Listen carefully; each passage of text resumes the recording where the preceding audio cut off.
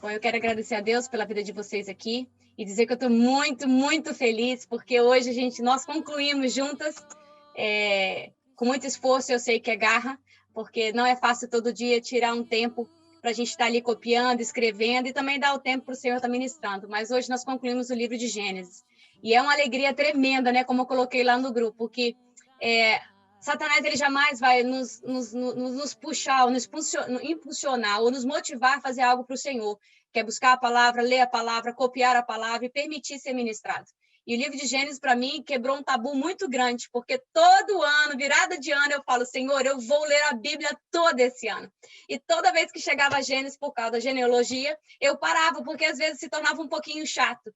Mas aí, esse ano, o Senhor trouxe o projeto assim com mais abertura, né? Porque ele já tinha falado, eu sou a noiva, mas dentro daquele hotel o Senhor falou assim, é Gênesis que você vai copiar Gênesis. Nós já tínhamos começado por Daniel, né? O projeto, a pastora sabe, 12 capítulos, primeiro dia de janeiro até o dia 12, cada capítulo, e depois o Senhor ministrou o Apocalipse. E ali dentro daquele hotel o Senhor falou, agora você vai para Gênesis. É um livro grande, mas foi um livro que quebrou muito tabu na minha cabeça, e eu creio que deve ter quebrado para muitas também. E ali eu aprendi que não há só genealogia, mas me fez entender as filiações para que lado que vão, porque cada frente, quando a gente lê algo, traz à nossa mente aquilo que escreveu lá. Até mesmo na parte de quando o pastor falou naquele dia, né, sobre a parte do dízimo. Eu falei, oi? Está em Gênesis 22. Antes eu não podia falar que estava em Gênesis 22, mas essa é a alegria, a certeza de poder dizer algo que eu estudei e o Senhor trouxe minha memória. Então, é a certeza de que todos os dias eu tiro 20, 30 minutos para copiar a palavra. Enquanto estou copiando, o Senhor está ministrando. E quando nós estamos vendo, nós já chegamos na metade do ano, quase, praticamente. Todos os dias copiando a palavra, lendo um pouquinho, permitindo ser ministrada e quebrando também esses paradigmas de heresias de pequenos que fomos ensinados com certas coisas que foi ministrado errado, ou até mesmo, se nem foi ministrados, aprendemos através de um filme e achamos que aprendemos, e vemos que não tem nada disso. Oi, a Bíblia não fala sobre isso. Então, nós vencemos muita coisa aí, eu estou muito orgulhosa de vocês, viu? De verdade. E junto a gente continua caminhando. E hoje, mais do que nunca, né? Estamos aqui com a pastora Simone, glória a Deus pela sua vida, para poder ser ministrada mais um pouco sobre o livro de Gênesis. E quero te dizer, pastor, o seguinte, que a palavra tem poder mesmo. Amém. Mesmo. E eu tenho certeza que o Senhor vai te dar mais poder ainda através da palavra dele para nos ministrar hoje. Amém, é verdade. Olha, eu também copiei, peguei o gancho aqui, nós copiamos o livro de Apocalipse todo. Que chique! Foi muito bom mesmo. Olha, não tem nada melhor do que um incentivo para a gente poder estudar a palavra, porque às vezes no dia a dia, né, se ficar só por nossa conta, a gente se auto-sabota, sabia? Verdade. Uhum. Então a gente fala, não, mas agora eu tenho que fazer isso, aí daqui a pouco eu vou. Mas agora aconteceu isso, aí vai passando o dia, quando a gente vê, acabou o dia, você não pegou a Bíblia, você não leu, E quando nós temos assim, um incentivo, a gente tem um projeto, automaticamente a gente se disciplina, né? Nem que seja porque todo mundo vai perguntar, a pastora vai perguntar, eu tenho que ter aqui. Mas aí você se autodisciplina e acaba sendo abençoado. Então, esse projeto é maravilhoso, é muito bom, edifica. Tudo que edifica é bem-vindo e realmente o diabo nunca vai mandar você estudar a palavra, jamais. Isso realmente vem do coração de Deus. Amém. Meninas, eu não vou, né, dar oi para todo mundo, para a gente não perder tempo. Eu também quero agradecer a oportunidade, estou muito feliz de estar aqui com vocês, e eu tenho certeza que Deus, assim como Ele tem ministrado na minha vida, porque quando a gente prepara uma palavra, nós somos os primeiros a receber, né? Então, eu já sou abençoada por causa de vocês, e eu espero que vocês também tenham sido abençoadas semana passada, e hoje a gente vai continuar aqui pedindo ao Espírito Santo de Deus que use a minha vida e que fale ao seu coração, que a sua mente aí, seu coraçãozinho esteja aberto para receber essa palavra.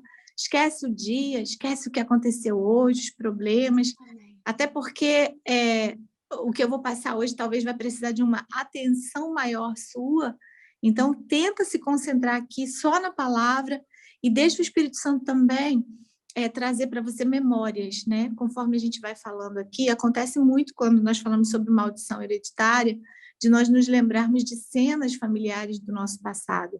Deixa o Espírito Santo trazer a memória, porque se você lembrar de alguma coisa, você vai pensar assim, será que isso é da minha cabeça? Eu estou associando? Não. Se Deus trouxer a sua memória, porque ali existe algo que precisa ser tratado. Existe alguma pendência que precisa ser liberada para que você possa seguir em frente como noiva, melhorando a cada dia, quebrando toda corrente de iniquidade, para que a sua geração também seja uma geração santificada, abençoada, bendita, através da palavra de Deus, através do sangue de Cristo Jesus. Amém? Amém. Então, olha só, vamos começar aqui lembrando que na semana passada, não sei se tem alguém aí que não esteve presente aqui na semana passada, mas nós falamos um pouquinho sobre o poder da palavra para poder dar a introdução. E a verdade, gente, é que nós estamos aqui tirando algumas verdades sobre maldições hereditárias do livro de Gênesis. E nós nem vamos sair do livro de Gênesis, porque são só 4 semanas, nós ainda estamos, na verdade, no Jardim do Éden, entramos no Jardim do Éden, né? Na nossa última mensagem aqui, porque quando nós chegamos naquele momento do Jardim do Éden, foi quando nós concluímos o poder da palavra, onde nós falamos sobre esse poder que estava na boca de Deus e que Deus transferiu para o homem. Quando Deus, do nada, criou todas as coisas. Quando ele disse, haja e houve, vem a existência e veio a existência. E ali, então, a gente falou um pouco sobre as palavras vazias, sobre que nós vamos dar conta das palavras que saem da nossa boca, o quanto a palavra nos limita, o quanto nós podemos ser também o outdoor do nosso marido ou de uma pessoa amada através daquilo que nós falamos acerca dessa pessoa. Nós falamos aí sobre várias situações para que vocês pudessem entender o poder da palavra. Porque quando nós falamos palavra, a gente lembra da Bíblia, que é a palavra de Deus. Mas o poder que está na palavra de Deus, ele transferiu para nós. Porque hoje nós somos os embaixadores de Deus aqui na Terra. Nós carregamos esse reino, carregamos Jesus dentro de nós e carregamos esse poder. O poder de abençoar e o poder de amaldiçoar. Mas a palavra de Deus diz que da mesma fonte não pode sair o quê? Água doce e salgada. Amarga, né? Ou amarga. Doce e salgada, né? É a mesma coisa, tudo ruim. Amargo e salgado, né? Tem que sair palavras doces. Então, o que acontece aqui? Existem muitos ensinamentos, maldições hereditárias é um tema assim que a gente pode expandir bastante, né? Existem muitos ensinamentos acerca das maldições hereditárias e muitos textos que respaldam, porque existe uma dúvida, será que existe realmente maldição hereditária? Será que nós pagamos pelos pecados dos nossos pais? Ou será que nós vamos pagar pelos nossos próprios pecados? Então, nós temos aí o texto de Deuteronômio 5:9, onde ele respalda tanto a maldição de pai para filho, como o texto de Ezequiel 18, que ali nos garante que Deus é justo e trata a cada um segundo o seu próprio pecado. Então, vamos começar analisando aqui esses 2 textos para a gente poder entrar ali em Gênesis, em Adão e Eva. Então, Deuteronômio 5:9, aí eu vou lendo aqui para poder ser mais rápido, minha linguagem, vocês já sabem, a minha Bíblia é uma linguagem atualizada, então pode ter alguma palavra aí diferente, mas o significado é o mesmo.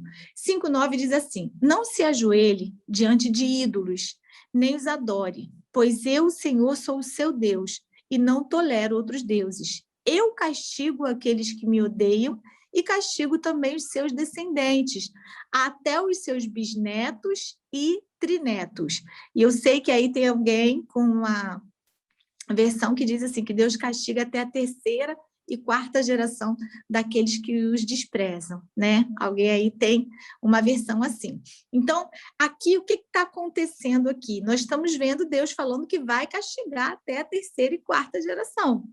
Mas se você for lá em Ezequiel 18, no verso 1 e 2, e no verso 19 e 20, diz assim, por que será que na terra de Israel o povo vive repetindo o ditado que diz, os pais comeram uvas verdes, mas foram os dentes dos filhos que ficaram ásperos? Mas vocês perguntam, por que é que o filho não sofre por causa dos pecados do pai? A resposta é esta, é porque o filho fez o que era correto e bom. Ele guardou as minhas leis e as seguiu cuidadosamente, e por isso é certo que viverá. Aquele que pecar é que morrerá. O filho não sofrerá por causa dos pecados do pai, nem o pai por causa dos pecados do filho. A pessoa boa será recompensada por fazer o bem, e a pessoa má sofrerá pelo mal que ela praticar. Esse é o texto aí de Ezequiel. Então, aqui a gente vê que Deus ele está tratando o quê? A cada um segundo o seu próprio pecado. Deus nunca vai praticar injustiça. Ele jamais vai tratar uma pessoa por causa do pecado da outra. Então, nós nos encontramos aqui com uma questão muito importante. Nós somos ou não somos amaldiçoadas por causa do pecado dos nossos antepassados. O que vocês acham disso aí, gente? Será que somos ou não somos? Alguém quer falar alguma coisa em relação a isso ou ainda não? Existe dúvida, né? O que você acha, pastora? Ih, não bota no fogo não, hein? Olha, eu creio que nós podemos, através da nossa oração, quebrar aquilo que foi lançado sobre nós, né? Ou coisas que nossos pais fizeram, e enfim. Então, eu creio que mas nós temos o poder, em nome de Jesus, de quebrar aquilo que foi lançado sobre nós. Então, a verdade é que a Bíblia aqui ela nos deu 2 exemplos, né? Deus dizendo que não vai castigar o filho por causa do pai, mas Deus dizendo que castiga o filho até a 3ª e 4ª geração. Na verdade, os 2 textos, eles são parecidos até com aquele texto de Tiago e Paulo, quando um fala assim, não, pelas obras nós somos salvos, e o outro diz, não, é pela graça. Porque, na verdade, os 2 textos estão dizendo a mesma coisa. O que nós precisamos aqui é interpretar esses textos, porque a palavra de Deus ela é tão maravilhosa que ela nunca se contradiz. Nunca. O que acontece é que nós a interpretamos de forma errada. Então, quando ele fala aqui da iniquidade, aí eu vou tratar esse assunto, eu vou mostrar como que, na verdade, acontece a maldição hereditária, que passa de pai para filho, mas como que Deus não é injusto e ele não está tratando o pecado do pai no filho. Olha que coisa tremenda, por isso que eu preciso da atenção de vocês. Vamos ver isso aonde? Já que a gente está estudando Gênesis, vamos ver na história de Adão e Eva. Eu vou tentar aqui na história de Adão e Eva trazer essa realidade para que vocês possam entender. Então, lá em Gênesis 2, no verso 16 e 17, diz assim, e o Senhor deu ao homem a seguinte ordem. E aí, quem não assistiu a aula passada da palavra não vai conseguir me acompanhar muito bem. Mas se tiver qualquer dúvida, me interrompa e pergunte, porque mais do que eu dar conteúdo para vocês, é importante que vocês entendam o que eu estou falando. Se vocês entenderem 3 verdades, e eu tiver 10 para passar, e eu passar 3 que vocês entenderam, é melhor do que passar 10 e vocês não entenderem nada. Então, Gênesis 2, 16 e 17 diz assim, e o Senhor deu ao homem a seguinte ordem, você pode comer as frutas de qualquer árvore do jardim, menos da árvore que dá o conhecimento do bem e do mal. Não coma a fruta dessa árvore, pois no dia que você a comer, certamente morrerá. Então, vamos lá. A gente aprendeu, e aí eu não sei o que vocês estudaram, mas a gente vai esmiuçar por um outro lado aqui esse momento. A gente aprendeu que quando Adão e Eva pecou, ou seja, quando eles comeram o fruto, o que aconteceu com eles? Eles foram amaldiçoados, não é isso? Houveram 3 maldições, para a serpente, para a mulher e para o homem, não é verdade? Acontece que esse não foi o momento que surgiu a maldição, porque, segundo a gente viu lá atrás, a maldição e a nossa palavra, ela traz à existência algo que foi declarado, ou seja, quando uma coisa existe, ela já existia e, naquele momento, ela só foi trazida à existência. Então, vamos voltar para esse Gênesis 2, 16 e 17, quando Deus deu essa ordem. O que acontece aqui? Até aqui não existia maldição dentro do Jardim do Éden. A vida de Adão e Eva era apenas de bênção. Não existia ainda nenhum tipo de maldição sobre eles. Mas a partir do momento que Deus deu uma direção, ele também deu ao homem uma opção. A opção que nós colocamos o nome de livre-arbítrio. Ali Deus já mostrou para Adão que ele tinha esse direito, porque Deus falou com ele. Ele deveria agora, então, escolher entre 2 caminhos. a bênção ou a maldição. Ali surgiu a maldição. Lembra que eu falei que tudo que nós vamos fazer, antes de fazer, a gente fala, a gente verbaliza, a gente traz aquilo de alguma forma à existência, aquilo já existe. Você soltou a palavra, já existe. Agora, você pode receber uma palavra e tomar ela ou não, porque o poder da palavra já tinha sido liberado quando Deus avisou para eles que eles iriam morrer se eles comessem daquele fruto proibido. O que aconteceu? Depois que eles comeram, que eles tiveram aquela ação de comer, a palavra ela seguiu viva, agindo em Adão e Eva segundo o comportamento deles. Ou seja, Deus, quando falou com eles, Deus deu para eles 2 futuros, 2 colheitas. Deus deu para eles 2 tipos, na verdade, diferentes de colheitas, né? Deus deu 2 formas para eles viverem suas vidas e 2 maneiras de eles contarem a sua história. Sempre uma era levando para o lado da bênção e a outra levando para o lado da maldição. Ali, naquele momento que Deus deu o aviso, a escolha, a opção, é que surgiu a bênção e a maldição. Infelizmente, eles tomaram para si o quê? A maldição. Foi onde tudo aconteceu. A maldição, então, quando ela foi declarada, e a gente vai ver aqui o que aconteceu, ela, na verdade, só veio à existência, mas ela já tinha sido liberada lá atrás. Existia uma opção lá atrás dessa maldição sendo lançada por causa do poder da palavra. E Deus continua fazendo isso hoje comigo e com você. Quando Deus coloca diante de nós nossas opções, e nós temos esse direito, ele é pessoal, esse livre-arbítrio é pessoal, ninguém obriga você a ir pelo caminho que o seu pai foi ou ir pelo caminho que a sua mãe foi. Nós temos o direito de mudar a nossa história.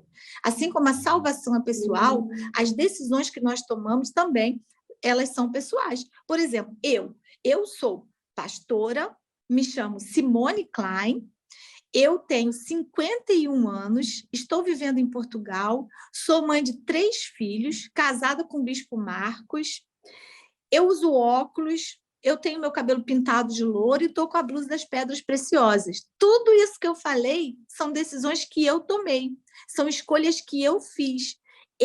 Essa pessoa que está aqui hoje, eu sou resultado de todas as minhas decisões.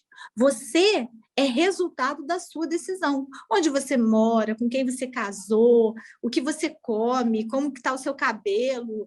Tudo que você é hoje é resultado de todas as decisões que você tomou na sua vida, porque qualquer decisão diferente que você tivesse tomado faria de você uma pessoa diferente. Olha o poder que nós temos de decisões e o que as consequências dessas decisões traz para a nossa vida.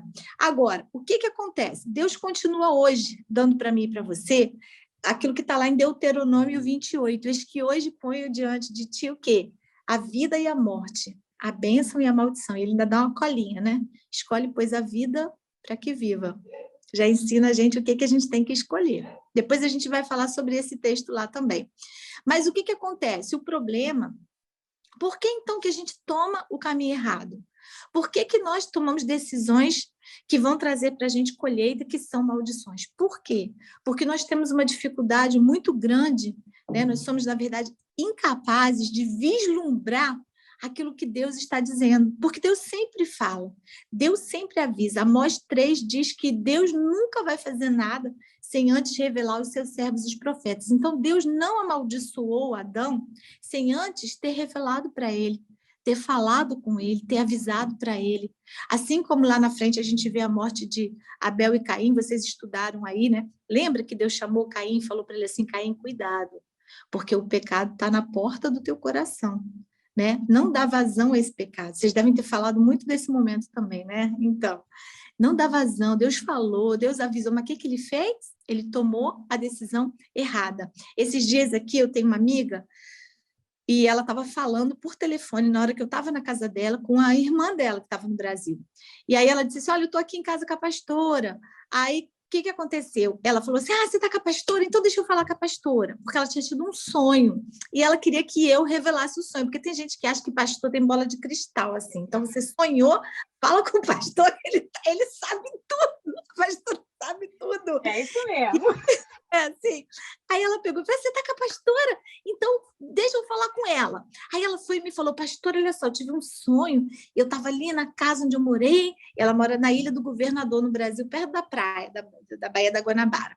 E aí veio um furacão assim, e o furacão veio para cima de mim, mas não pegou casa nenhuma, só veio para minha casa, na minha direção.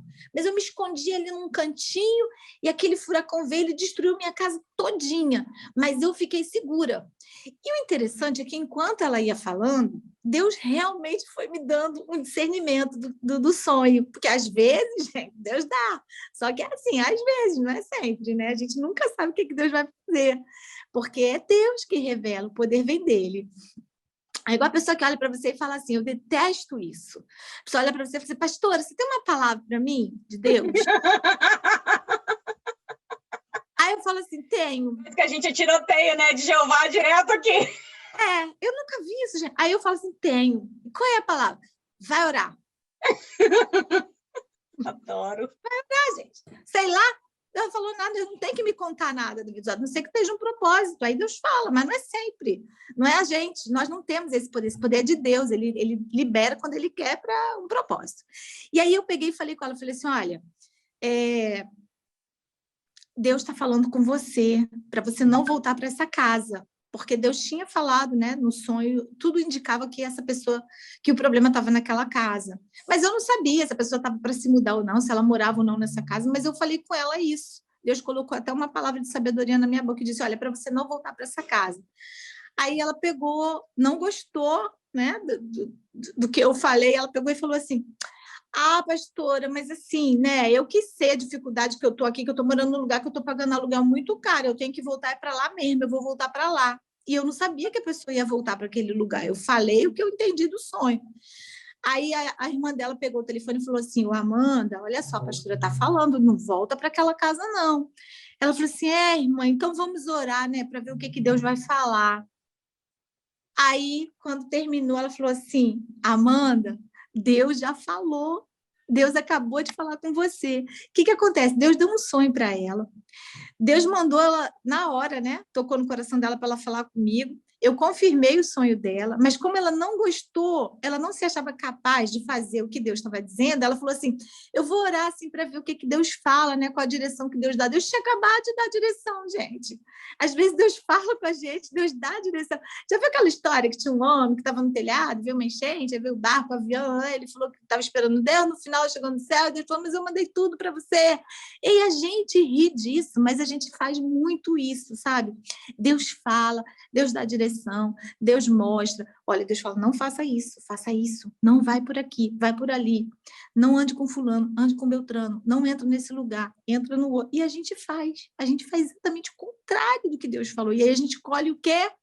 A consequência da nossa má decisão, a consequência do nosso comportamento ou o nosso hábito ruim.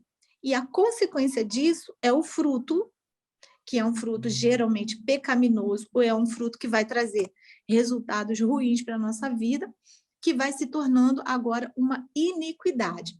Aí, eu quero que você me acompanhe aqui, olha, nas seguintes reflexões sobre esse texto. Vamos voltar lá para o Jardim do Éden, para Adão e Eva, para essa situação aí que Deus falou com ele para ele não fazer, ele fez. Houveram consequências. Todo o nosso pecado tem consequência. O que é o pecado? Vamos lá. O que é a maldição? Primeiro, a maldição que nós carregamos, ela pode ser sinônimo de uma iniquidade. Maldição e iniquidade é a mesma coisa. Então, a iniquidade, na verdade, ela é um fruto manifesto, né, do pecado. E o que é o pecado? O pecado é tudo aquilo que me afasta de Deus. Quando eu me afasto de Deus, eu me torno maldita. Porque quanto mais perto de Deus eu estou, mais abençoada eu sou, mais bendita eu sou. E quanto mais longe de Deus, mais amaldiçoada eu sou e mais maldita eu sou. Tudo aquilo que eu produzo, que eu faço, que eu decido, que me afasta de Deus, gera um pecado. A Bíblia diz que o salário do pecado é o quê? A morte. Isso. Porque quando a gente se afasta de Deus, a gente começa a produzir a iniquidade. E isso leva a gente a colher morte, que é o salário do pecado. Então, nós vemos aqui que a consequência da atitude de Adão, da opção que ele teve, ele e Eva, né? Da opção que eles tiveram, trouxeram para eles o quê? O fruto do pecado, que é a iniquidade. Essa semente de iniquidade que eu carrego e que eu transmito para a minha geração. Houveram ali consequências para 3 pessoas, ou ali no caso 2 pessoas e um espírito, né? Que era a serpente, ali simbolizada por uma serpente. Então vamos lá para a serpente, que vocês conhecem a história já. O que aconteceu com a serpente? Eu vou falar para vocês quais foram as maldições que esse momento deixou para a gente, como ele foi o primeiro grande momento que a maldição veio à existência, não onde ela nasceu, mas onde ela veio à existência. Então, aí nós vamos ver, e esse texto aqui, ele nunca fala sobre herança de espíritos malignos, porque a gente tem muito também o hábito de tudo falar de espírito, né? Ah, mas você está com espírito de fofoca. Que espírito é esse de fofoca? Me fala aí. Espírito de fofoca, assim, literalmente, espírito mesmo. Que espírito é esse? Né? A gente sabe que a fofoca, que fala mal dos outros, isso é pecado. Mas daí a gente falar que a gente tem isso já assim, ó. Ai, que espírito de fofoca. Isso aí, na verdade, é uma manifestação de que existe no ambiente uma ação. Olha a diferença, tá? Uma ação espiritual maligna que está provocando as pessoas a cometerem o mau hábito de falar umas com as outras. Como vem do diabo, a gente já fala que é o espírito. Só que aqui, esse texto aqui não está falando de espírito, está falando de decisões erradas e mau comportamento. Por isso que quando a gente vai falar assim sobre quebra de maldições, nós vamos, primeiro, claro, orar, porque é Deus quem vai nos dar força e nos ajudar e nos orientar com sabedoria para poder quebrar uma maldição. Mas, segundo, precisa ter uma ação. Assim como teve uma ação que causou a maldição, tem que ter uma ação para quebrar aquela maldição. E a gente vai falar sobre isso. Porque a maldição é causada, muitas vezes, por hábitos culturais, comportamentais malignos. Vamos ver, então, a serpente aí, olha. A serpente, qual foi a maldição dela? Primeiro, maldição comportamental da semente. Foi o engano. Como que a serpente atraiu Eva e fez com que ela pecasse? Através do engano, através da mentira. A serpente usou esse comportamento ruim de enganar, né, de mentir. A gente já falou sobre a mentira, o que ela faz, que Jesus é a verdade. Porque a verdade existiu, a verdade é uma coisa que aconteceu, mas a serpente é mentirosa, nunca existiu e nunca aconteceu aquilo que ela disse que Deus tinha falado para Eva. Ela trouxe um engano. Esse engano, ele é uma herança que nós recebemos da serpente, porque até hoje, quem anda com a serpente, quem dá ouvidos à serpente, ou engana ou é enganado. Pode ver. Quem anda com a serpente ou está enganando ou é enganado. É uma maldição que se herda da serpente. Qual foi a consequência que a serpente herdou? Porque ali foi uma iniquidade que ela cometeu, que ela produziu. Qual foi a consequência que ela colheu desse pecado? Inimizade entre ela e a mulher e a promessa de que viria um que esmagaria a sua cabeça. E a gente sabe que isso já aconteceu, porque é o nosso Jesus Cristo que veio, e isso aí é, graças a Deus, uma consequência que ficou só para ela. Não é verdade? Agora, depois veio Eva. Depois que Deus tratou com a serpente, ele virou para Eva. E qual foi a maldição comportamental de Eva que nós herdamos ali? Primeiro, qual foi o mau hábito que a ação que Eva produziu para levá-la a cometer o pecado? Foi dar ouvidos à serpente. Ela deu ouvidos ao diabo. É o mesmo que nós fazemos hoje, que a gente fala assim, eu não dou ouvido ao diabo. Dá sim, porque o diabo fala muito na nossa mente. Você quer ver? O dia que você está com seus hormônios alterados, o dia que você está assim, triste, o dia que você está com TPM, aí você já fica irritada, aí o diabo vem e começa a trazer na sua cabeça assim, aqueles pensamentos de você lembrar de alguém que você já está, tipo assim, ó, aguentei o mês todo, mas hoje não olha para mim, porque hoje é o dia que eu vou pegar tudo que eu segurei o mês todinho e eu vou soltar tudinho, eu vou vomitar tudinho. E aí o diabo já começa a falar, olha só, vai lá, fala, vai lá. Ele vai dando aquelas espetadinhas, e ele fala mesmo. Ou às vezes a gente empresta os nossos ouvidos para as mídias sociais, como eu falei da outra vez, né? Se você não tem estrutura para ouvir, não ouve, a gente fica ouvindo. E não é só isso, não é só as coisas que a mídia sociais faz que te coloca, que te faz pecar, não. É também quando a mídia social te transmite um padrão que você não pode alcançar. Você já viu alguém tirando foto no Instagram, nos momentos que está chorando, que está com a maquiagem toda borrada, assim, que está varrendo a casa, com os cabelos para cima, né? Aquela hora que acorda, assim, que está com o olho inchado. Não, as pessoas tiram foto quando está bonita, né? Aí bota um filtro lindíssimo, entendeu? E pronto. E aí a gente sabe disso, mas a gente acha assim, poxa, fulano está tão bonita, nossa, eu tô tão gorda, gente, eu tô tão isso, eu tô tão aquilo. Você começa a se comparar e a gente está dando ouvido ao diabo, está dando ouvido ao diabo. Outro dia, uma pastora amiga minha falou que ela foi na casa da mãe dela com o marido, e aí, passando na rua da mãe dela, ela viu uma amiga de infância, magrinha, bonita, assim, arrumadinha, bem magrinha. E a menina era muito gorda. E ela virou para a mãe estava dentro do carro, e ela disse assim, nossa, até fulana tá magra, e eu tô gorda. A mãe dela disse para ela assim, mas fulana tá com câncer. Aí ela falou assim, ainda bem que eu tô gorda, mas tô com saúde, né, gente? Saúde é o que importa. Então, Eva, ela deu ouvidos à serpente, e às vezes a gente acaba dando ouvido também à serpente, e a gente acaba, por causa disso, pecando. Então, a gente viu aqui essas maldições sendo transmitida através da Eva. Agora, qual foi a consequência do pecado da Eva? Olha aí, a consequência é que Deus disse assim para ela, olha, você vai ter filho com dores de parto, e aí, gente, não tem jeito, né? Quem é mãe é que sabe, dói. Dói muito. Eu fiz cesárea dos meus 3 filhos, e depois do meu primeiro filho, a primeira cesárea que eu fiz, eu tinha certeza que eu tinha esquecido uma tesoura dentro da minha barriga. Não é possível, porque doía, não tinha não, gente, mas doía tanto que eu mexia, que eu falava assim, gente, eu acho que tem alguma coisa aqui dentro, não é possível, que dói muito. E aí a dor de parto veio, a gente aprendeu a lidar com isso, os homens não poderiam realmente passar por isso, porque os homens não têm estrutura para isso, eles sentem qualquer dorzinha, já está morrendo, né?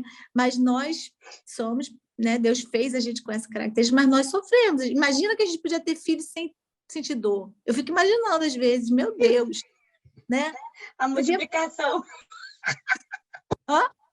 Ia fazer exatamente o que Gênesis fala, multiplicar e frutificar, sem dor.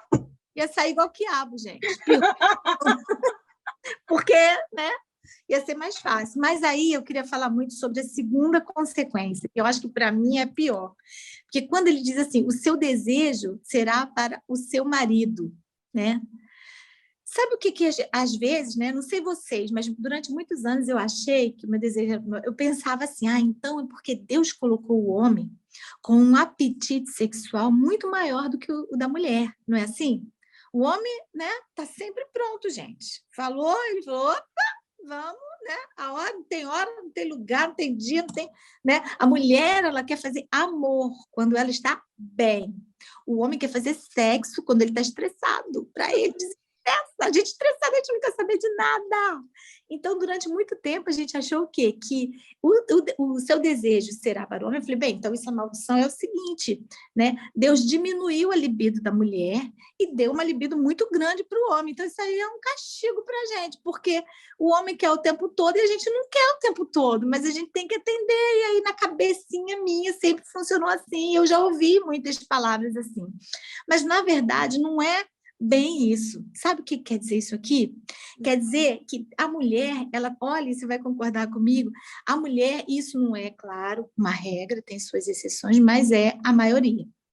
A mulher, ela tem uma carência emocional muito grande. Quando diz o seu desejo será para o homem, é porque a mulher, ela tem uma necessidade muito grande do homem, da atenção do homem.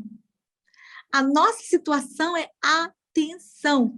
Você já viu quantas vezes nosso marido se queixa de que a gente vai falar com eles e quer que a gente fale assim, olha para mim, tô falando. Olha para mim, por favor. Eu estou olhando, aí está com o telefone, né? Eu estou te ouvindo. Não, você não está me ouvindo. Eu sei que você não consegue falar no telefone, prestar atenção no que eu estou falando. Olha para mim, porque você precisa olhar para mim, nos meus olhos, para eu saber que você está me ouvindo de verdade. E tem que balançar a cabeça assim de vez em quando. Tem que falar, não é, para a gente poder se sentir realmente atendida, não é verdade? Então, a gente tem essa necessidade. Aí o homem está muito tempo dentro de casa, né? Com o marido, e o marido está lá, não sei, está vendo futebol, está no telefone, ou está fazendo alguma coisa, você vai lá e você fica assim, pensando, nossa, ele nem está aí para mim, nem pergunta como é que eu estou, se eu estou bem, se eu estou mal, eu estou aqui dentro de casa, mas ele nem me percebe. Ou seja, o tempo todo, a mulher, ela está o quê? Com aquela carência do homem. O homem está ali sentado do lado da mulher, para ele tá bom. A mulher não, ele tem que falar com ela, ele tem que ouvir. A mulher gosta de discutir relacionamento. Ela gosta de falar como que ela está se sentindo. O homem não quer falar, gente. Não quer falar para ele, quanto menos falar, melhor, entendeu? Ainda mais que ele sabe que no final nunca ele vai conseguir entender a gente. Se ele concordar, a gente vai dizer que ele não está prestando atenção, que ele não entendeu o que você falou, ele só falou isso porque ele quer acabar logo o assunto. E se ele discordar, você vai falar por quê que ele não concorda? Porque ele nunca concorda com o que você fala, porque ele sempre se opõe. Enfim, difícil agradar, né? Já viu aquela história que a gente pega duas roupas e pergunta, o que você acha, essa ou essa? Aí eu acho essa, mas eu gostei, foi dessa, eu vou com ela. E a gente vai com a outra, né? É assim, não sei, né? Tem gente rindo aí que eu acho que é assim mesmo. Então, essa carência que nós temos do homem, essa grande carência que nós temos do homem também, foi uma consequência que Eva herdou. Então, Eva sempre teve aquela carência de Adão. E nós temos carência hoje também dessa figura masculina. Então, não é só no sexo, gente. Nós temos a carência do homem, nós somos carentes, né? Infelizmente, é uma grande verdade. Então, nós vimos aqui as maldições comportamentais em Eva e agora a gente vai ver em Adão. O que aconteceu com o Senhor Adão? Que, afinal de contas, a gente só tem mulher aqui, a gente pode falar, né? Quem foi que recebeu a ordem de não comer o fruto, gente? Adão. Não é ele. Eva nem estava lá. Vou lembrar isso lá no céu quando eu chegar. Eu falei, nem vem, querido. A ordem foi dada para você. E ela nem estava lá. Porque Deus falou isso com Adão antes de criar Eva. Ela não estava lá, não. Agora, foi ela que comeu, né? Então, ela acabou levando a culpa.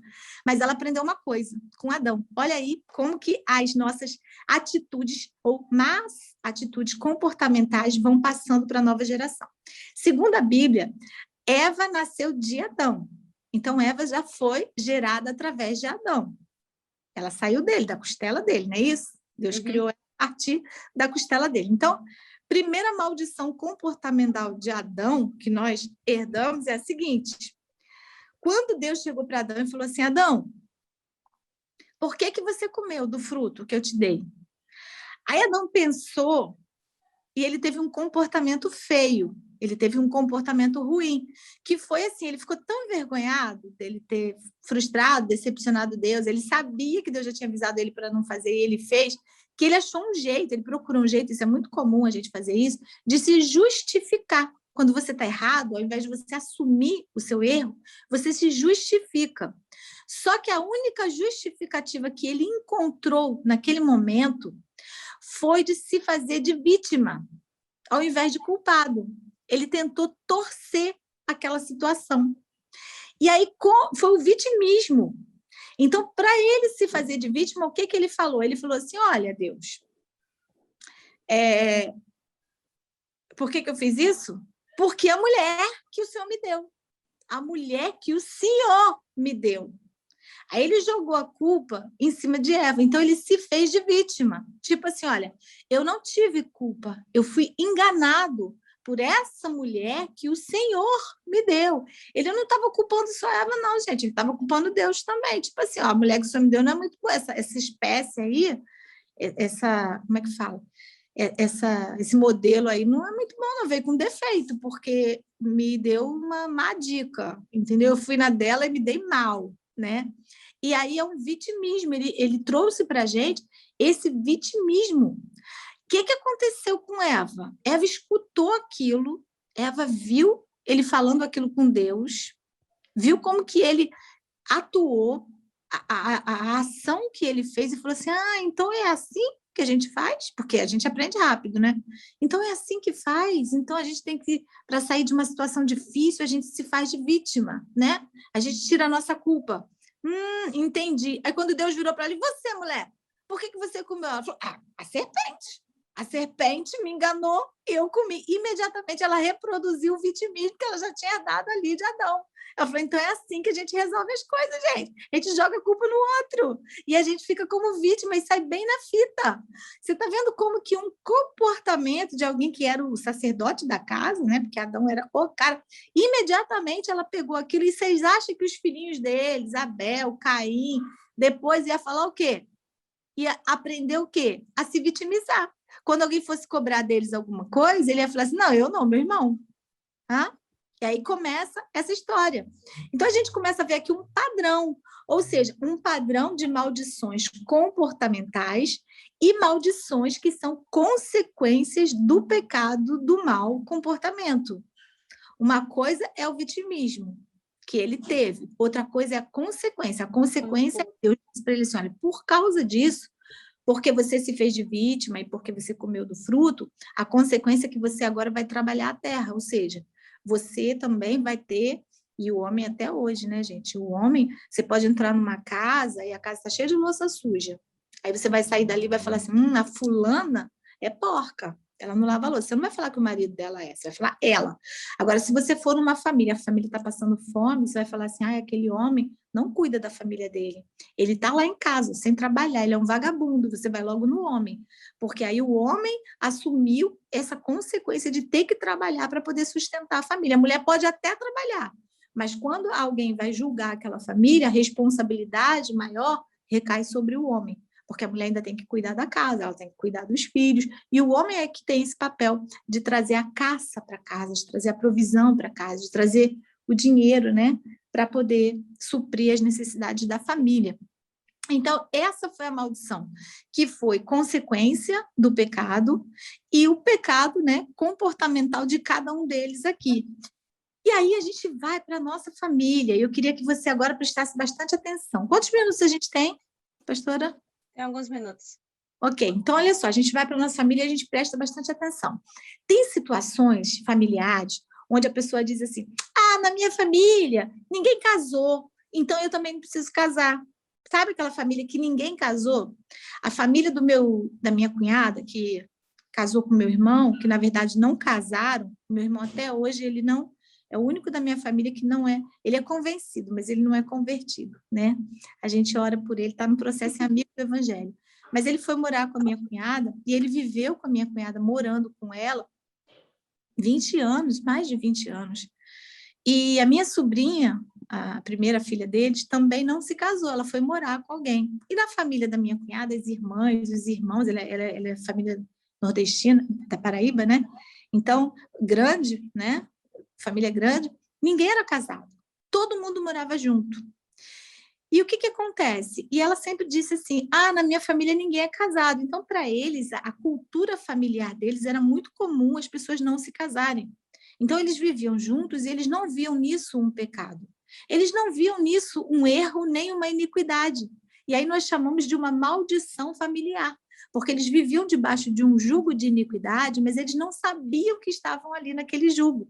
Aquele jugo precisava ser quebrado por alguém daquela família. Até que um dia, e olha que eu trabalhei, meu primeiro ministério foi o Ministério de Casais, junto com o bispo, e nós, dentro do Ministério de Casais, o ministério cresceu muito, fizemos uma separação. Tinha o Ministério de Casais e o Ministério Amar, Amando em Graça, que é um ministério que a gente só fazia casamento de pessoas que chegavam na igreja e não estavam casadas. Então, nós fazíamos o quê? Realizávamos o sonho, porque toda mulher ela tem o sonho de casar na igreja, de vestir o vestido de noiva, de fazer aquela festa. Então, nós conseguíamos parceria com lojas de aluguel de vestido, dávamos o vestido, fazíamos o bolo, os docinhos, os convidados, fazíamos aquele casamento comunitário com uma mesa só, e aí a gente tirava foto de cada casal ali, e era muito lindo. E até hoje existe, eu já perdi as contas de quantas pessoas nós casamos ali. Muito, muito. Mas o meu irmão e a minha cunhada eu nunca tinha conseguido casar. Pra você ver como a luta é grande, né? Até que agora, quando nós voltamos ao Brasil em 2016, para honra e glória do Senhor, eu consegui fazer o casamento do meu irmão e da minha cunhada. E sabe o que aconteceu? Quando eu consegui casar o meu irmão e a minha cunhada, a minha sobrinha veio, casou no mesmo dia. A mãe, o pai, a filha e o genro, que já viviam juntos, ela já era vó, porque ela casou novinha, e a filha também casou nova. Aí veio a filha e casou também. Então, casou minha cunhada, a filha dela e a neta dela. Todo mundo casou. E a irmã dela também casou, junto com o cunhado. Houve um casamento ali de vários casais, dentre eles estavam essas pessoas da minha família. E quando uma quebrou, a cadeia, foi rompendo, porque minha cunhada era a irmã mais velha. A cadeia foi rompendo. Olha a importância de uma pessoa quebrar essa maldição e esse mau comportamento, porque a outra diz assim, então pode casar? É possível? Isso pode acontecer na minha família, então eu vou fazer. E aí eles foram lá e se casaram. Depois tem aquela família que diz assim, todo mundo bebe. E eu bebo também. Gente, tem família, talvez algumas de vocês aqui já viu isso, que os pais, né, a família, eles bebem tanto que eles pedem a criança para ir no botequim, na quitanda, para comprar pitu. Lembra de pitu? Aquele cachaça que tem um camarão lá? Que pega a criancinha, do meu tempo, né, filha?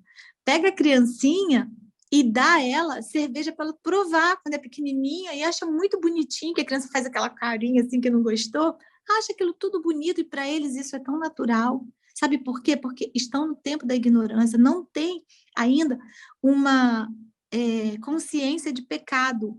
E aí eu falo isso com muita convicção, porque o meu pai era alcoólatra e a bebida destruiu a minha família. O meu pai era um homem muito bom quando ele estava são. Minha mãe dizia que ele ajudava ela, ele dava banhozinho na gente, ajudava a cuidar dos filhos. Mas quando ele bebia, ele chegava em casa e ele quebrava tudo. Ele destruía tudo que ele comprava. Aí ele ficava bom, depois ele ia lá, ele tinha um bom emprego, ele comprava tudo de novo. Mas depois ele ia lá e quebrava tudo de novo. Até o dia que o meu pai quis agredir a minha mãe. Eu tinha 3 anos de idade. E aí, quando ele foi para a violência física, porque a bebida foi, né? É um vício que vai piorando, né? Dizem que tem até o estado, né? Tem o estado do macaco, tem o estado do porco, tem vários estados que o homem vai ficando quando vai bebendo, né? A pessoa, né? E aí a minha mãe, antes que ele passasse por isso, a minha mãe se separou dele, foi o vício da bebida. Tem família que fala assim, ninguém é formado, então eu também não vou me formar, eu não preciso me formar. Então pega aí a 8ª série, pega o 2º grau e para, e já vai trabalhar. Não, pastora, mas você não sabe a necessidade que a minha família tinha, nós éramos muito pobres e a gente não podia estudar, e aí eu tive que trabalhar.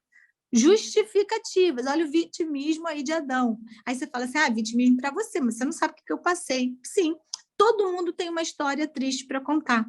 Acontece que nós temos decisões, nós temos opções. Eu, por exemplo, eu terminei a 8ª série no colégio público e minha mãe não podia pagar um 2º grau para mim. Então, eu tive que estudar de dia, eu tive que trabalhar de dia e estudar à noite para conseguir fazer o 2º grau. Então, às vezes, nós vamos passar por provações ou privações ou necessidades maiores que os outros, mas depende da decisão de cada um. Então, são maldições que nós vamos vivendo na nossa família, que nós vamos crescendo e que são frutos de comportamentos do nosso antepassado. Eu li uma coisa muito interessante, eu queria compartilhar com vocês, mas antes deixa eu falar só mais uma coisa. E a família das pessoas doentes? Hein? Enquanto eu estou falando, você está aí se lembrando, né? Família de gente diabética. Não, porque na minha família todo mundo é diabético. Então, eu sou diabética também. Sabe o que acontece? A gente vai falar depois como que a gente se livra dessas maldições. Além das orações, nós temos que ter vigilância. Temos que ter cuidado. Se você sabe que naquela área ali existe uma maldição familiar na sua família, sai fora. Na minha casa, na casa da minha mãe, na criação minha, do meu irmão e da minha irmã, nunca entrou bebida. Por que nunca entrou bebida? Porque nós sabíamos que existia uma maldição de bebida na nossa família, que matou o meu pai, matou os irmãos do meu pai, todos eles morreram de cirrose. E para que a gente ia beber? Nós sabíamos que os resultados, as consequências dessa iniquidade, e que ela estava dentro da nossa família. Então, o que nós tivemos que fazer? Essa semente que o meu pai carregava de iniquidade, ela fatalmente ia passar para nós. E nós ali tivemos que quebrar. Mas não tem que ser assim. Não tem que ser assim. Existem famílias onde... Já viu família onde ninguém da família gosta de trabalhar? Vocês conhecem alguma família assim? Pois é, parece até estranho, né? Mas você fala assim, gente, aquela família ali só vive ser uma pobreza, porque é o resultado. É a pobreza, é a miséria, é a escassez, mas ninguém gosta de trabalhar, gente. Parece que pousou ali, né? Aquela... E aí você começa a observar padrões comportamentais daquela família, ou seja, um fazia, o outro vai fazendo também, e aquilo ali é uma maldição, porque tem uma consequência ruim para a vida deles, mas eles não se dão conta, né? Famílias onde todo mundo tem, ou a maioria das pessoas tem problemas psicológicos. Já conheceu uma família assim? Você olha a família e fala, gente, parece que todo mundo dessa família falta um parafuso. Não é possível, gente estranha. E aí você vai vendo, e aqueles padrões vão acontecendo. E aí você se vê, de repente, no meio de uma família assim. Você nasceu no meio de uma família que tem uma dificuldade, que tem um problema, e aí eu vou contar para vocês aqui, olha, um testemunho meu, da minha família, para a gente poder encerrar esse bloco aqui, porque eu quero que você se lembre agora, nesse momento, de situações da sua família, porque na próxima aula a gente vai falar sobre algumas situações pontuais e como que a gente faz para poder se livrar dessas maldições, né? E antes de eu contar o meu testemunho, eu queria dizer para vocês que existe uma cadeira, existe um estudo chamado neuroplastia. Eu não sei aqui alguém que já ouviu falar sobre isso, neuroplastia. Isso é cientificamente comprovado pela neuroplastia, que também é conhecida como plasticidade neuronal ou plasticidade cerebral, que é a capacidade do sistema nervoso que nós temos de mudar, de adaptar-se, moldar-se a nível estrutural e funcional ao longo do desenvolvimento neuronal e quando sujeito a novas experiências. Ou seja, né, vamos resumir aqui. Essa ciência afirma que quando nós nascemos, os nossos neurônios eles carregam uma estrutura cerebral que é herdada e que sofre influência dos nossos pais. Porém, esse nosso processo neural pode ser completamente transformado se nós tomarmos a decisão de fazer diferente. Dando um outro exemplo, é assim, como se nós nascêssemos programados. Vamos falar essa linguagem hoje, uma linguagem mais como é que fala? Tecnológica, que a gente conhece bem. É como se nós nascêssemos programados a ter determinadas ações, a reproduzir determinados hábitos, né? E, por exemplo, quem nasce em um contexto religioso, cultural, de adoração de imagens. Eu estou em Portugal, por exemplo, aqui o país é muito católico, né? Então, é natural que se eu nasci dentro desse ambiente de adoração de imagens, de um hábito cultural religioso desse tipo, eu reproduza isso durante a minha vida. Eu já vou ser colocada numa missa, eu vou fazer a primeira comunhão, eu vou fazer lá todos os passos daquilo ali, mas isso não significa que quando eu crescer, e chega um momento na minha vida onde eu tenho a opção de mudar, de fazer diferente, de sair daquele caminho. Aí os meus neurônios, eles são...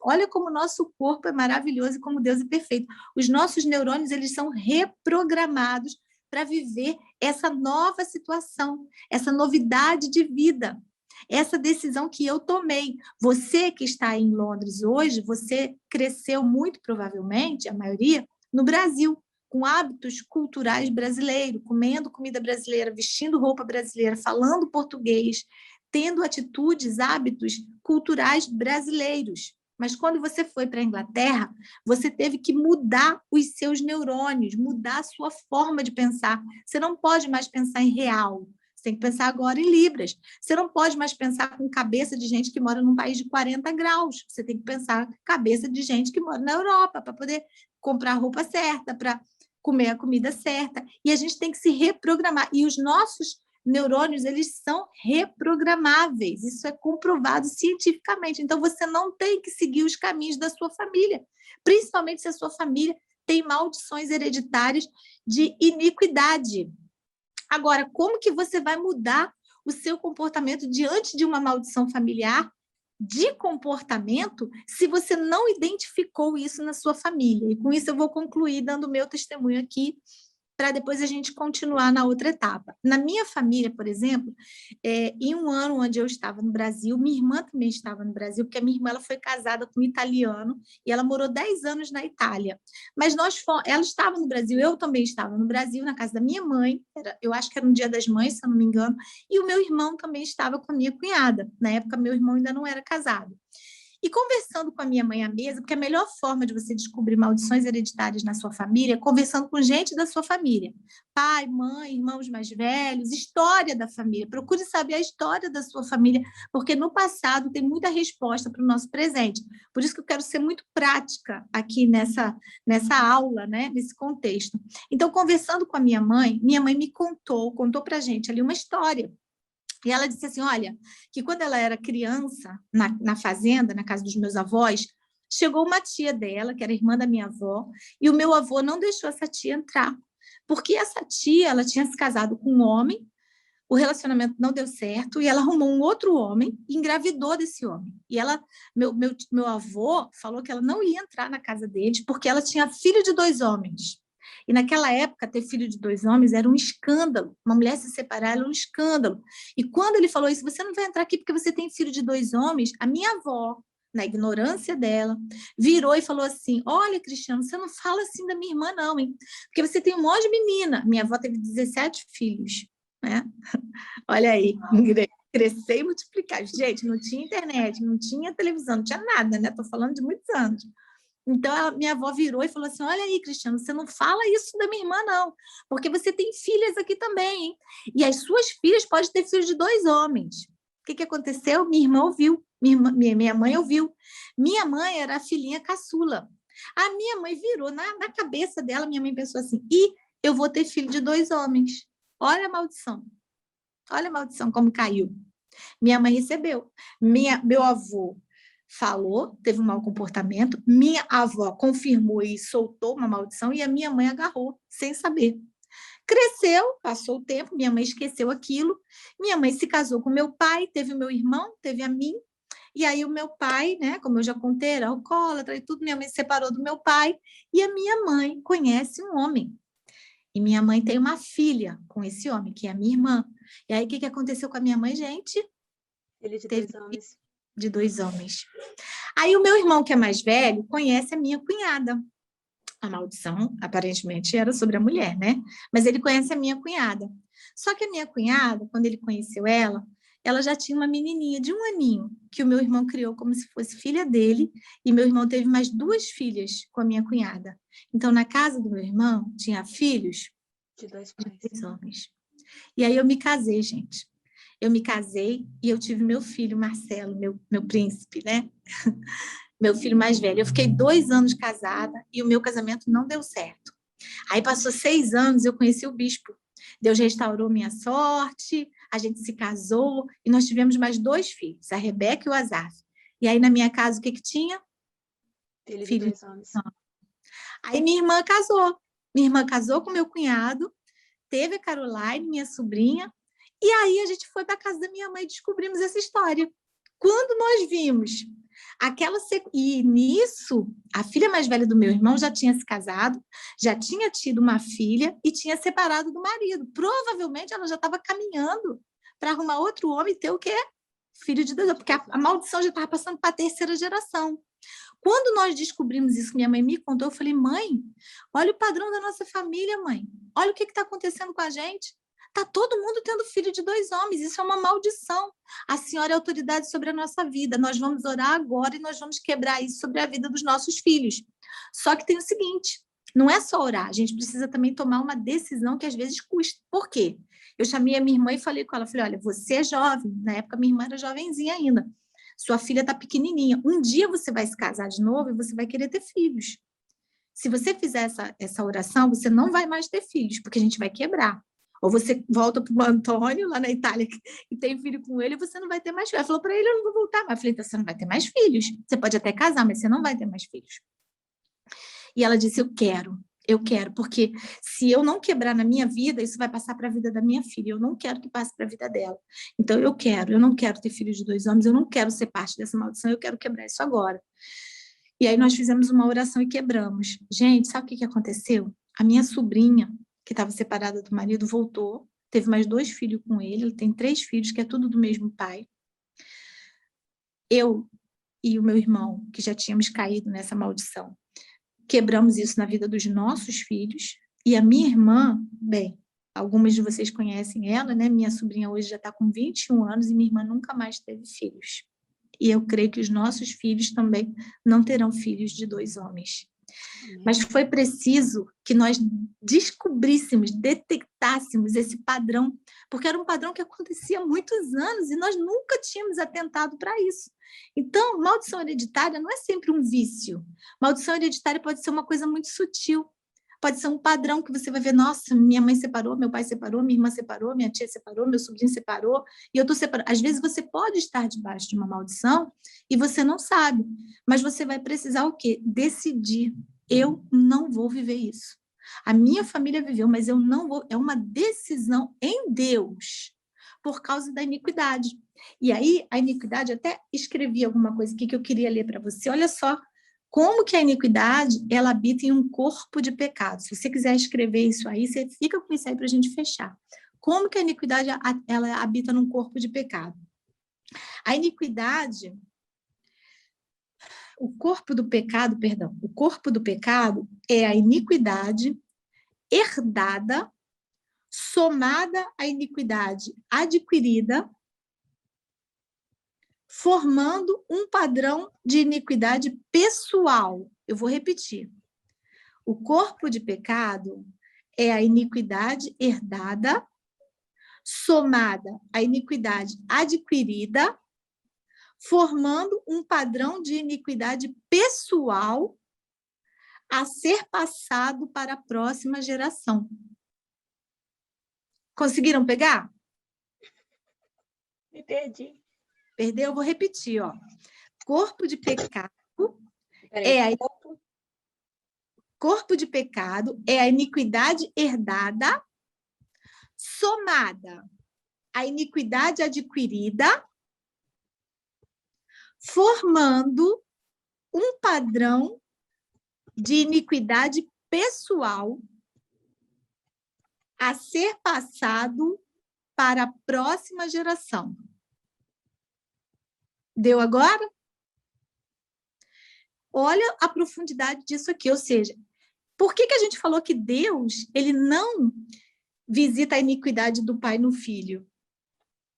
Ele visita a iniquidade do pai e do filho quando o padrão de iniquidade não é quebrado, porque ele diz depois lá em Deuteronômio, em Ezequiel 18, se o filho se arrepender, eu não vou fazer ele pagar pelo pecado do pai. Agora, quando nós temos o corpo de pecado, que é a iniquidade herdada, eu já herdei esses maus comportamentos, eu já nasci dentro dessa família de pecado, então, essa iniquidade herdada, ela é somada à iniquidade adquirida, ou seja, além daquilo que eu herdei, ainda tem aquilo que eu faço, aquilo que eu optei por fazer, por dar continuidade, ainda adquirir mais coisas ainda. Essa semente eu vou carregar dentro de mim, chama iniquidade, e eu vou passar ela para a minha geração. Eu vou ensinar a minha geração não só a fazer o que os meus pais faziam, mas fazer também o que eu faço. Olha como que o nível de maldição vai aumentando. E aí eu vou falar sobre isso um pouco na outra aula também, como que se reproduz, às vezes, pior. Às vezes, numa geração, a pessoa adulterou. Na outra geração, a pessoa vai ser um pedófilo. E na outra, o outro vai ser um estuprador. E aquele mal vai piorando. A iniquidade vai aumentando. É algo terrível. A iniquidade, ela é... Olha aqui, ó. Eu escrevi essas duas coisas para vocês. A iniquidade é produto da transgressão e do pecado. Isso aí, gente, não vai dar para vocês copiar, não, tá? Porque é muito grande. Depois eu boto no grupo lá, eu boto para a pastora escrito lá e ela passa para vocês. Mas diz assim, ó, a iniquidade, que eu sei que meu tempo também já acabou. A iniquidade... já estou tudo. a iniquidade é produto da transgressão e do pecado, e o iníquo é aquele que é contrário ao que é justo, segundo os padrões de Deus. E perverso aos olhos do Senhor é aquele que carrega a iniquidade. O produto que o iníquo desenvolve e propaga para a sua geração. Ou seja, a iniquidade exerce um papel muito importante na construção do indivíduo, onde, no lugar de nossas convicções de uma construção pessoal autônoma e livre de influências, temos comprovada, bíblica e cientificamente, que somos uma rede de programação hereditária pré-estabelecida e evolutiva. E quanto mais ignorada essa verdade, mais somos conduzidos e dominados como um inseto na teia de aranha. Ou seja, enquanto eu não aceito que eu tenho em mim uma iniquidade que foi herdada, que eu tenho maus hábitos que foram herdados, e eu reconheço, eu identifico esses maus hábitos na minha vida, e eu tomo a decisão de fazer diferente, e eu vou fazer ações que mostram essa minha decisão, porque eu não posso só, gente, não existe nenhuma maldição que você fala assim, ó, na tua casa, todo mundo, um exemplo, né, bem bobinho assim, na tua família ninguém gostava de trabalhar, então eu vou colocar a mão na tua cabeça agora e a partir de hoje eu quebro essa maldição e aí você vai querer trabalhar. Não funciona. É igual a oração para a pessoa ser próspero. Não existe oração para prosperidade. Tem que ofertar e dizimar, gente. É princípio. É princípio. Não tem como. A gente pode até falar, eu te abençoo, você vai prosperar, mas junto com isso você tem que estar alinhado na tua fidelidade, renovando a tua aliança com Deus, com a tua economia. Aí sim aquela oração vai ter efeito. Então eu posso sim declarar sobre a sua vida que aquela maldição está quebrada em nome de Jesus, a partir do momento, e quando você também tomar decisão de caminhar naquela direção. Existe um preço que a gente paga, mas é um preço que vale a pena. E eu vou dizer uma coisa para vocês. Eu me casei com 20 anos e eu me separei com 22. Eu fiquei 2 anos casada no meu primeiro casamento. Então, eu passei por um divórcio, eu sei o que é um divórcio, a dificuldade toda, mas quando eu conheci Jesus, ele entrou na minha vida, me restaurou, e eu me casei de novo. Eu estou casada há 23 anos. Demorou aqui a conta, meu marido não está aqui. E graças a Deus eu pude também ter a oportunidade de ter um casamento no Senhor, que é completamente diferente, que nós temos dificuldades, mas nós estamos com Deus. E eu e ele, tomamos uma decisão, porque ele também foi casado durante 6 anos, e no primeiro casamento dele, ele não teve filhos, ele era estéril. Quando ele se casou comigo, Deus curou, restaurou nossa sorte, Deus falou que estava curando e nos deu filhos. Mas nós tivemos uma decisão, tomamos uma decisão quando nós nos casamos. Nós dissemos, nós erramos no passado, porque nós éramos ignorantes, mas agora a gente não pode errar mais. Então, esse casamento aqui, eu estou casando com você está casando comigo, mas, na verdade, é uma aliança com o Senhor que nós fazemos. Então, a gente não pode mais dar errado, tem que dar certo. Se não der certo, a gente tem que fazer dar certo, né? Por que eu faço isso? Porque eu venho de uma família onde a minha mãe, depois que ela separou do meu pai, ela morou com essa pessoa que ela teve, meu irmão, e esse homem faleceu. A minha mãe já casou. Sabe quantas vezes a minha mãe se casou, gente? Eu perdi a conta, Grace. Eu não lembro. Ela é muito doce. O último casamento da minha mãe, gente, foi com agora recente. 73 anos. Tem 3 anos que a minha mãe se casou agora, o último casamento dela, né? E graças a Deus ela disse que é o último. Então, o que eu quero dizer para vocês? A gente, primeiro, você precisa identificar. Então, toma essa semana aí como lição de casa, identificar quais são os padrões da sua família. Tá bom, Sofia? Ana, né? Tô vendo aqui agora umas carinhas. Kátia, vai identificando aí os padrões da sua família. Marisa, Vera, Rebeca, pelo menos os nomes que estão escritos aí, né? Dagmar, Sol, identifica aí os padrões da família de vocês, tá bom? E vocês aí, depois, vão me dizer na outra aula o que vocês identificaram. Deus, o Espírito Santo vai trazer isso à memória de vocês, porque a ministração da palavra, ela é preciosa, né? Ela é preciosa aqui, quando ela tem um efeito prático na nossa vida. E o que Deus quer é isso, é que a gente possa ir tirando essas pedrinhas, não as pedras preciosas, mas as pedrinhas tipo do barro lá, do oleiro, aquelas pedrinhas que, se for levada o jarro no forno, com aquelas pedrinhas, ele vai estourar.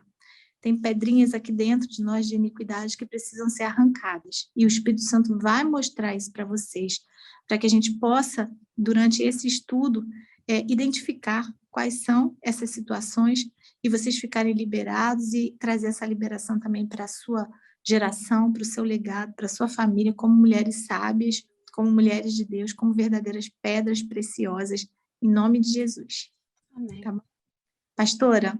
Gente, Acabou. que tudo, né? Que tudo. Acabou não, é uma vírgula. Não sei qual que é a mais devagar, que tem ponto e vírgula, que eu não sei mais o que significa cada um, ou é ponto e vírgula, mas ponto não tem não. Se depender da gente, vai fazer o abaixo-assinado do amor para ela prosseguir depois que acabar a semana. Aqui entre a gente existe o abaixo-assinado do amor, pastora. Quando a gente vê que o negócio precisa render, a gente vai e implora, não fica mais 2 semanas, fica mais algumas semanas com a gente. Eita, mas é uma palavra muito forte, né? E Amém. Assim, segunda-feira, se tiver oportunidade, se você der oportunidade, vai ser bom a gente poder compartilhar e não tenha vergonha de identificar. Vergonha é a gente permanecer nele, né? Ficar nessa dificuldade, mas não tenha vergonha de identificar. E enquanto ela falava aí, eu fui lembrando de muita coisa e eu mesmo já vivi muita coisa. E graças a Deus, eu posso dizer que a minha mãe, ela identificou coisas muito cedo, principalmente a situação da glaucoma, que é da família toda. Então, é algo que você pensa só que é algo de doença. Mas lá atrás já houve algo que foi decretado na vida do pai da minha mãe, na mãe da minha mãe, e que foi decretado do pai da mãe da minha mãe, e assim, e toda a família teve. Quando chegou em nós, minha mãe falou assim, não, os meus filhos não. Amém. Mas teve aqueles que não acreditaram, não creram. Mas amém por isso. Deixa eu ver quem vai orar. Irmã Sofia, deixa eu orando, agradecendo a Deus, colocando uma vírgula aqui nessa reunião. E Deus abençoe todos vocês, viu?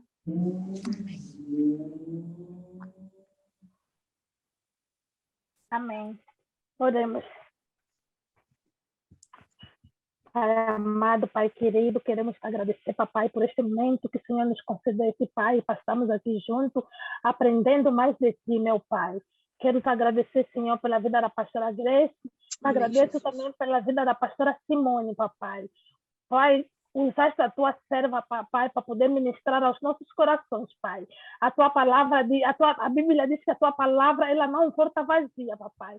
Nós recebemos a tua palavra nesta noite, Senhor. Continua, Senhor, usando a tua filha poderosamente. Abençoa a casa dela, abençoa o seu esposo, abençoa seus filhos, meu pai. Abençoa todas as mulheres que estão aqui nesta live, papai, nesse Zoom, nessa plataforma de Zoom, pai. Continua conosco, papai querido, nos dando, Pai, sabedoria, papai, para que nós possamos, Senhor, guiar nossos filhos e podemos, Senhor Jesus, conseguir alcançar, papai, isso que tem impedido, Senhor, os nossos filhos, papai querido, na vida do nosso esposo, meu pai. Nós te agradecemos, papai querido, porque o Senhor estiveste conosco até agora, pai. Muito obrigado, Senhor Jesus, por este momento. Eu te agradeço, pai, em nome do Pai, do Filho e do Espírito Santo. Amém. Amém. Deus abençoe vocês, meninas. Beijão. Pastor, obrigado, viu?